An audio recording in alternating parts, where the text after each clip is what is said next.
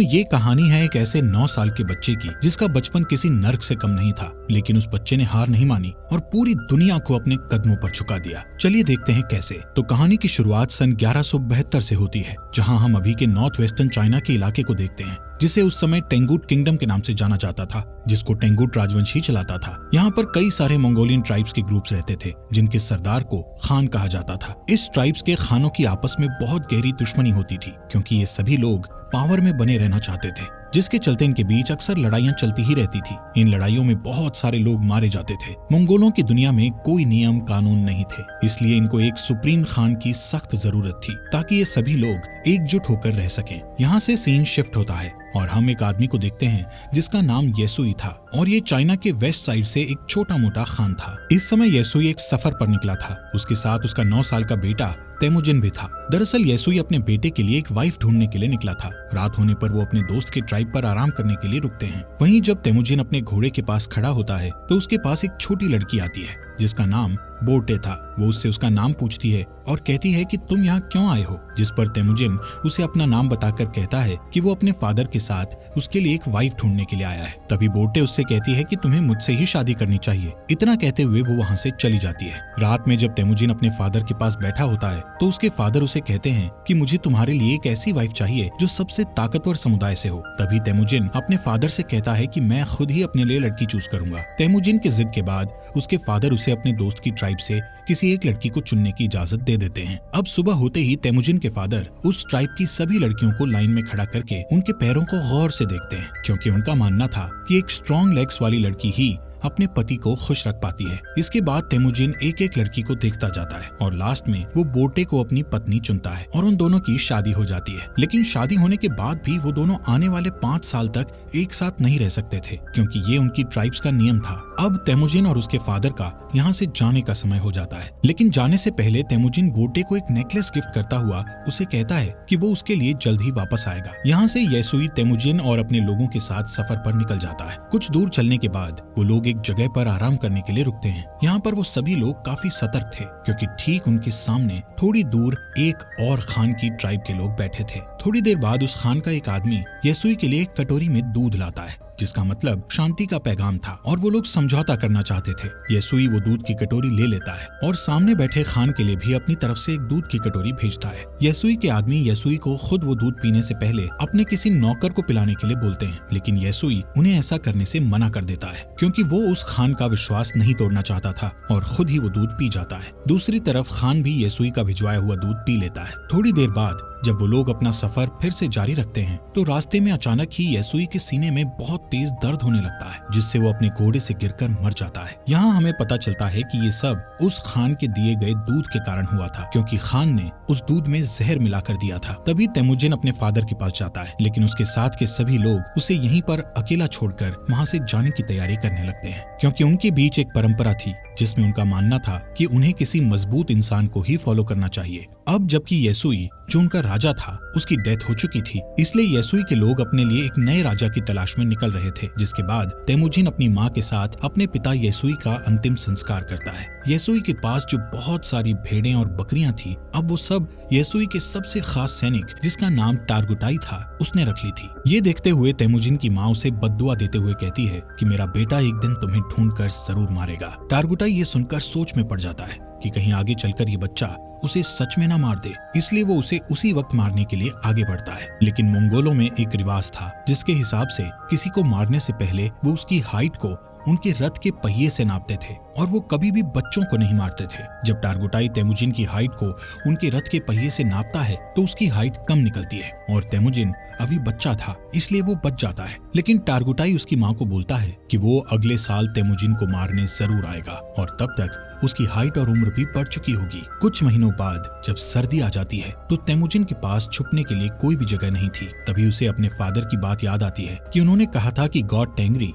उनकी बुरे वक्त में मदद जरूर करेंगे। इसीलिए वो उस सीक्रेट माउंटेन की तरफ जाने लगता है, लेकिन रास्ते में अचानक उसका पैर बर्फ से जमी झील पर टिक जाता है और वो उस झील के अंदर ठंडे पानी में गिरकर डूबने लगता है। वो डूबकर मरने ही वाला था, लेकिन तभी वहाँ उसकी ही उम्र का एक लड़का जिसका नाम जमूखा था, उसे झील से बाहर लाकर उसकी जान बचा लेता है। यहाँ पर जमूखा और उसका बड़ा भाई तेमुजिन को अपने साथ घर ले जाते हैं और उसे खाना खिलाते हैं। तेमुजिन उसकी जान बचाने के लिए उनका शुक्रिया अदा करता है। इसके बाद जमूखा और उसका भाई अपने अपने हाथ पर कट लगाकर अपना खून दूध में मिलाकर तेमुजिन को वो दूध पीने को कहते हैं। तेमुजिन वो दूध पी जाता है और अब वो 2 नहीं बल्कि 3 भाई बन गए थे। उन्होंने तेमुजिन को अपना भाई बना लिया था। अगली सुबह टारगुटाई अपने लोगों के साथ तेमुजिन को ढूंढता हुआ यहाँ आ जाता है ताकि वो तेमुजिन को जान से मार सके। टारगुटाई के लोग तेमुजिन को पकड़कर उसे अपने साथ मारने के लिए ले जाते हैं, लेकिन जब वो तेमुजिन की हाइट रथ के पहिए से नापते हैं तो अभी भी उसकी हाइट उतनी ही थी जितनी की पहले थी, जिस वजह से वो लोग तेमुजिन को तब तक के लिए कैदी बनाकर रख लेते हैं जब तक कि उसकी हाइट नहीं बढ़ जाती। इनके ट्राइब में एक बूढ़ा आदमी था जो कि कैद में तेमुजिन को रोज खाना खिलाता था और उसके जख्मों पर मलहम पट्टी भी करता था। कुछ दिनों बाद टारगुटाई फिर से तेमुजिन की हाइट नापता है, लेकिन अभी भी उसकी हाइट उतनी ही थी। इसी टाइम पर यहाँ बारिश होने लगती है और सभी लोग भागकर अपने अपने तंबू में चले जाते हैं। इसी बात का फायदा उठाते हुए वो बूढ़ा आदमी तेमुजिन को वहाँ से छुड़ाकर भगा देता है। तेमुजिन भागता भागता बहुत दूर चला जाता है। उसके गले में एक भारी लकड़ी का फंदा भी बंधा हुआ था, लेकिन कैसे भी करके वो उस पहाड़ पर जाता है जहाँ पर उसके फादर ने बताया था। वहाँ वो गॉड टेंगरी से विश मांगता है कि अचानक तेमुजिन को वहाँ एक सफेद भेड़िया दिखता है, जिसके तुरंत बाद उसके गले में बंधा हुआ लकड़ी का फंदा भी अपने आप ही खुलकर नीचे गिर जाता है। यहाँ से सीन कट होता है और हम सन 1186 में तेमुजिन को देखते हैं, जो कि अब एक नौजवान लड़का बन चुका था। लेकिन तेमुजिन अभी भी टारगुटाई के लोगों से बचकर भाग रहा था। कई सालों से टारगुटाई के लोग तेमुजिन को ढूंढ रहे थे और एक दिन वो तेमुजिन को ढूंढ ही लेते हैं और उसे पकड़कर फिर से कैदी बनाकर उसी लकड़ी के फंदे में रखते हैं जिसमें उसे बचपन में रखा गया था। अब क्योंकि तेमुजिन की हाइट और उम्र बढ़ चुकी थी, इसलिए उसके मरने के चांसेस बहुत ज्यादा थे। लेकिन टारगुटाई उसे जान से नहीं मारता क्योंकि वो उसे अपनी जान की भीख मांगते हुए देखना चाहता था। लेकिन तेमुजिन टारगुटाई से बोलता है कि मैं खुशी खुशी मर तो सकता हूँ, लेकिन तुम्हारे आगे अपनी जान की भीख कभी नहीं मांगूंगा। ये सुनकर टारगुटाई उसे टॉर्चर करना शुरू कर देता है और उसे कहता है कि अब मैं तुम्हें धीरे धीरे तड़पा तड़पा कर मारूंगा। यहाँ पर हम देखते हैं कि वो बूढ़ा आदमी अभी तक जिंदा था और वो फिर से तेमुजिन के पास जाकर उसे पानी पिलाता है। उसी दिन शाम को जब सभी लोग आपस में बिजी थे तो टारगुटाई तेमुजिन के पास अकेला उससे बात करने जाता है। इसी बात का फायदा उठाकर तेमुजिन उसी लकड़ी के फंदे से जिससे उसे बांधा गया था उससे टारगुटाई को मारकर वहाँ से भाग जाता है। अब टारगुटाई को मारकर वो खुद खान बनने के लिए तैयार था। अब यहाँ पर वो सबसे पहले अपनी वाइफ के पास जाता है जिससे उसने बचपन में शादी की थी। वो बोटे के पास जाता है जो अब बड़ी हो चुकी थी और बहुत खूबसूरत भी। बोटे उससे कहती है कि मैं कई सालों से तुम्हारा इंतजार कर रही थी और अब फाइनली वो दोनों साथ थे। कुछ देर बाद वो लोग यहाँ से निकल जाते हैं। यहाँ से तेमुजिन सीधा अपनी माँ और बहन के पास उनसे मिलने जाता है। तेमुजिन को इतने सालों बाद देखकर उसकी माँ और बहन बहुत खुश थे, लेकिन एक दिन इनके ऊपर मर्किट ट्राइब के लोगों का अटैक हो जाता है। कई साल पहले तेमुजिन के फादर ने इस मर्किट ट्राइब के खान की मदर को किडनैप किया था और तब इस ट्राइब के खान ने कसम खाई थी कि वो अपनी माँ का बदला जरूर लेगा। और अब ये लोग यहाँ बोटे को किडनैप करने आए थे। बोटे और तेमुजिन दोनों यहाँ से भागने की कोशिश करते हैं, लेकिन तभी एक तीर बोटे को लगता है जिससे वो अपने घोड़े से नीचे गिर जाती है और वो लोग उसे किडनैप कर लेते हैं। दरअसल मर्किट खान बोटे को अपनी वाइफ बनाना चाहता था, वहीं दूसरी ओर तेमुजिन अपनी वाइफ बोटे को वापस लाना चाहता था, जिसके लिए वो अकेला काफी नहीं था। इसलिए वो मदद के लिए अपने पुराने भाई जमूखा के पास जाता है। यहाँ जमूखा भी एक ट्राइब का खान था जो कि बहुत पावरफुल ट्राइब थी। जमूखा तेमुजिन की मदद करने के लिए तैयार था, लेकिन लड़ाई के लिए वो तेमुजिन को 1 साल का इंतजार करने के लिए कहता है क्योंकि उसे बाकी ट्राइब्स पर अटैक करके उन्हें अपने अंडर लेना था। समय के साथ साथ 1 साल भी बीत जाता है और वो वक्त आ जाता है जब वो दोनों भाई मिलकर अपनी सेना लेकर मर्किट ट्राइब पर अटैक करते हैं। लड़ाई में वो सभी लोगों मर्किट ट्राइब के खान और उसकी सेना को मारकर उनका जरूरी सामान अपने साथ उठा लेते हैं। वहीं एक टेंट में बोटे बैठी थी जो कि प्रेग्नेंट थी। इसके बावजूद भी तेमुजिन उसे अपना लेता है। उसी रात ये लोग अपनी जीत का जश्न मनाते हैं और तेमुजिन के साथ और भी कई लोग जुड़ जाते हैं जो उसे वहाँ मिले सामान को सभी में बांटने के लिए कहते हैं, जिसमें से तेमुजिन सिर्फ 10% सामान ही अपने पास रखता है और बाकी 90% वहाँ के लोगों में बांट देता है। तेमुजिन उन मरे हुए लोगों के परिवारों को भी कुछ सामान देता है जिन्होंने लड़ाई में अपनी जान गंवाई थी। तभी यहाँ जमूखा के 2 लोग ये सब देखते हैं और तेमुजिन की ट्राइब के साथ जुड़ जाते हैं। अब क्योंकि मंगोल्स में शुरू से ही ये नियम था कि वो अपने खान को खुद ही चुन सकते थे, जिसमें जमूखा चाहकर भी कुछ नहीं कर सकता था। लेकिन ये देखकर कि उसकी ट्राइब के 2 लोग तेमुजिन की ट्राइब में चले गए हैं, उसके मन में तेमुजिन के खिलाफ दुश्मनी बढ़ जाती है। नेक्स्ट सीन में तेमुजिन के आदमी जमूखा के आदमियों को उनके घोड़े चुराते हुए देख लेते हैं। तभी जमूखा के आदमी बचकर वहां से भागने लगते हैं, जिसके बाद तेमुजिन के आदमी गुस्से में गलती से उन्हें जान से मार डालते हैं। लेकिन जब वो लोग जमूखा के उन लोगों को देखते हैं तो उन्हें पता चलता है कि उनमें से एक आदमी जमूखा का बड़ा भाई था। और अब जैसे ही जमूखा को इसके बारे में पता चलता है तो वो तेमुजिन को जान से मारने की ठान लेता है, क्योंकि उसे अपने भाई की जान का बदला लेना था, जिसके लिए जमूखा आसपास के और ट्राइब्स के खानों से हाथ मिला लेता है और अपनी एक बड़ी ट्राइब बनाकर तेमुजिन की ट्राइब पर अटैक कर देता है। तेमुजिन जानता था कि वो लोग ये जंग नहीं जीत सकते, क्योंकि उसके पास इतने सैनिक नहीं थे जितने जमूखा के पास थे। इसलिए वो अपनी ट्राइब की औरतों और बच्चों को वहां से जाने के लिए कहता है और बाकी लोगों को लड़ने के लिए बोलता है। इस लड़ाई के बीच तेमुजिन अपने सैनिकों के साथ हार जाता है और जमूखा उसे और उसके सैनिकों को बंदी बना लेता है। जमूखा तेमुजिन को अभी भी भाई बोलता था, लेकिन वो अपने बड़े भाई की जान का बदला लेना चाहता था, इसलिए वो तेमुजिन को अपनी जान बचाने के लिए गिड़गिड़ाते हुए देखना चाहता था। इसके बाद वो तेमुजिन को अपना गुलाम बना लेता है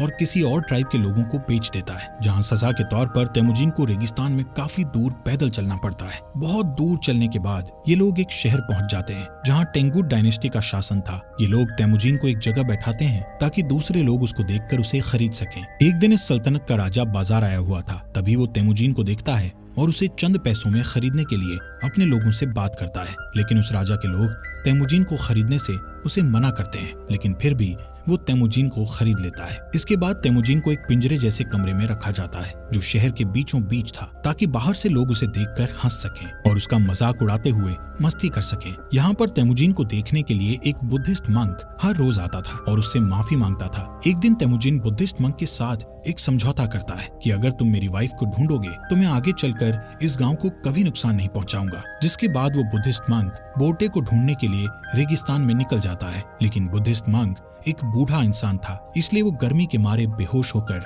वहीं मर जाता है। वहीं खुशकिस्मती से बोटे को उस मरे हुए बुद्धिस्ट मंक के पास वही नेकलेस मिलता है जो उसे तेमुजिन ने दिया था, जिससे उसे पता चल जाता है कि तेमुजिन अभी भी जिंदा है। इसके बाद बोटे अपने पति को ढूंढने के लिए शहर में निकल जाती है और यहाँ पर उसे तेमुजिन एक पिंजरे में बंधा हुआ मिलता है। उसी रात बोटे यहाँ के सिपाही को रिश्वत देकर तेमुजिन को यहाँ से भगा लेती है और तेमुजिन देखता है कि उसका बेटा बड़ा हो चुका है और बोटे की एक बेटी और भी है। बोटे तेमुजिन को घर ले आती है। यहाँ अब पूरा परिवार हंसी खुशी रहने लगता है। एक दिन बोटे तेमुजिन से कहती है कि सभी मंगोल्स एक जैसे ही होते हैं, सभी चोरी करते हैं और एक दूसरे को मारते हैं। मंगोल्स के लिए ये चीज एक आम बात है, लेकिन बोटे की इस बात का तेमुजिन पर बहुत गहरा प्रभाव पड़ता है और वो अपनी फैमिली को छोड़कर वहाँ से निकल जाता है। वो डिसाइड करता है कि अब वो सभी ट्राइब्स को मिलाकर एक नया मंगोल राज बनाएगा, जिसमें सभी के बीच नियम और कानून होंगे। तेमुजिन अब डिसाइड कर चुका था कि अगर इस काम को पूरा करने के लिए उसे किसी की जान भी लेनी पड़े तो वो पीछे नहीं हटेगा। वो 3 नियम बनाता है, जिसमें पहला नियम था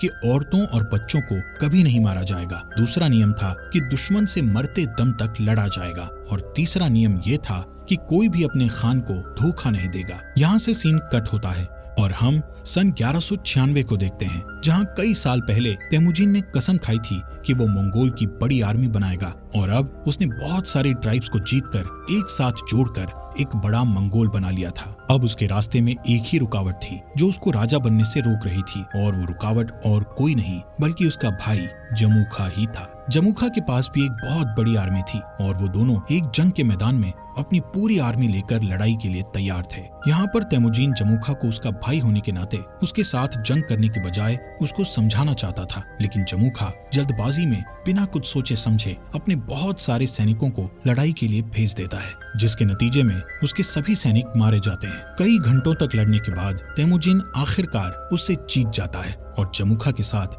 उसके कई सारे आदमियों को जिंदा कैद कर लेता है। तेमुजिन जमूखा के बचे हुए सिपाहियों को मारने के बजाय उन्हें अपनी आर्मी में शामिल कर लेता है। यहाँ पर तेमुजिन जमूखा की ट्राइब में उसी बूढ़े आदमी को देखता है जिसने तेमुजिन की मदद की थी। तेमुजिन उस बूढ़े आदमी को अपनी ट्राइब का एडवाइजर बना देता है। रात को तेमुजिन जमुखा के पास आकर बैठता है और उसे कहता है कि भाई, ये जो अपना अपना राज बड़ा करने का लालच है, ये आज उन्हें जिंदगी के ऐसे मोड़ पर ले आया है कि उन्हें अब एक दूसरे की जान लेनी पड़ रही है। जमुखा तेमुजिन से कहता है कि अगर मैं तुम्हारी जगह पर होता तो मैं अपने दुश्मन के सभी सिपाहियों को मार गिराता। दोस्तों, इस बात से हमें ये पता चलता है कि तेमुजिन और जमुखा की सोच कितनी अलग थी। इस बातचीत के बाद तेमुजिन अपने भाई जमुखा को माफ कर देता है और उसे यहाँ से जाने के लिए कहता है। इसके बाद हम बोर्टे को देखते हैं जो तेमुजिन के पास आई हुई थी। तेमुजिन बोर्टे और अपने बच्चों को देखकर बहुत खुश होता है। यहाँ से सीन शिफ्ट होता है और हम सन 1206 में तेमुजिन को देखते हैं, जो इस समय सारे मंगोल्स का खान बन गया था, जिसका नाम गेंगीज खान पड़ गया था और उसे